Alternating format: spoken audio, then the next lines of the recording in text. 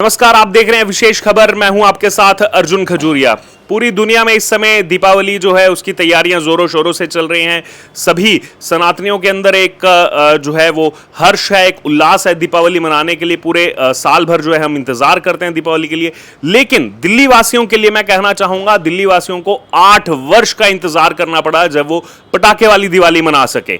जी हां, आम आदमी पार्टी सरकार ने जो है कभी भी ये इच्छा जाहिर ही नहीं की, कभी भी ये होने नहीं दिया पिछले 8 वर्षों से कि दिल्ली में पटाखे वाली दिवाली मन सके। लेकिन इस बार बीजेपी सरकार आते ही ये निर्णय लिया गया है, सुप्रीम कोर्ट की तरफ से आदेश दिया गया है। कहीं ना कहीं बड़ी महत्वपूर्ण भूमिका दिल्ली सरकार की रही है। और हमारे साथ उसी दिल्ली सरकार में जो बीजेपी के विधायक हैं रवि नेगी पटपटगंज से, वो इस समय खास तौर पर मौजूद हैं।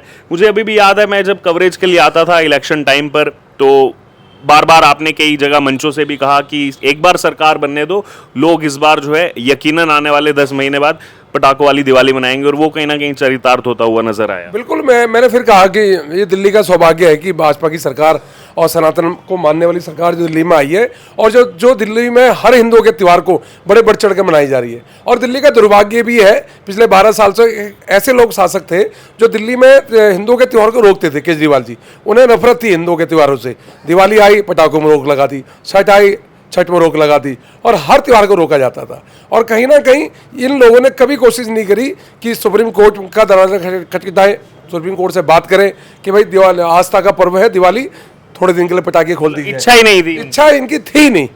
और दूसरी बात, इन्होंने दिल्ली को झूठ बोला 12 साल तक कि छठ में रोक सुप्रीम कोर्ट ने लगाई है, जबकि हमें पता चला कि कोर्ट की कोई रोक ही नहीं है। छठ घाटों में, आईटो के घाट में छठ कोर्ट की कोई रोक नहीं है। पर इन्होंने पूरे 12 साल तक ऐसी स्थिति बनाई दिल्ली में, लोगों को झूठ बोला गया कि भाई कोर्ट ने रोक लगा रखी है, जबकि हमें अभी पता चला, हमारे नेताओं ने बताया भाई कोर्ट की तो रोक ही नहीं थी। तो इस प्रकार जानबूझ के एक षड्यंत्र के तहत त्योहारों को रोका गया। इस बार मैं दिल्ली वालों को बहुत ढेर सारी बधाई देता हूँ, शुभकामना देता हूँ। दिल्ली में जो मोदी जी ने जो कहा था, और वो सपना पूरा हो रहा। मोदी जी ने कहा था कि यमुना नदी को साफ करेंगे, और अगली बार जो छठ का पर्व है वो सब दिल्ली वाले वहाँ मनाएंगे। और मैंने फिर कहा, मैं बार बार बात करता हूँ कि ये छठी मैया का पर्व है, सिर्फ पूर्वांचल तक सीमित नहीं है, पूरे भारत का, पूरे विश्व का सबसे बड़ा पर्व है सूर्य की उपासना का। इसे हर हिंदू मनाता है।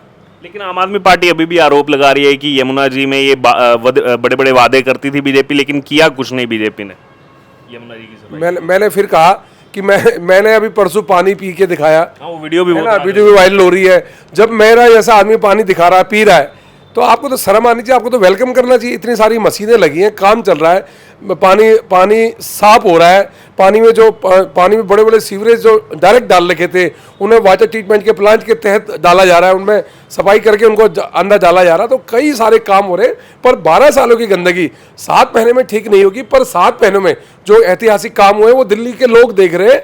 अभी जब छठ आएगी तो आपको नजर आएगा ना, नज़ारा नजर आएगा। आप दिल्ली, पूरा देश वहाँ पे आपको दिखेगा। एक आखिरी कमेंट, दिल्ली वासियों के लिए क्या संदेश दीपावली के लिए आप देना चाहते हैं? मैं दीपावली की ढेर सारी बधाई दूंगा, शुभकामनाएं दूंगा।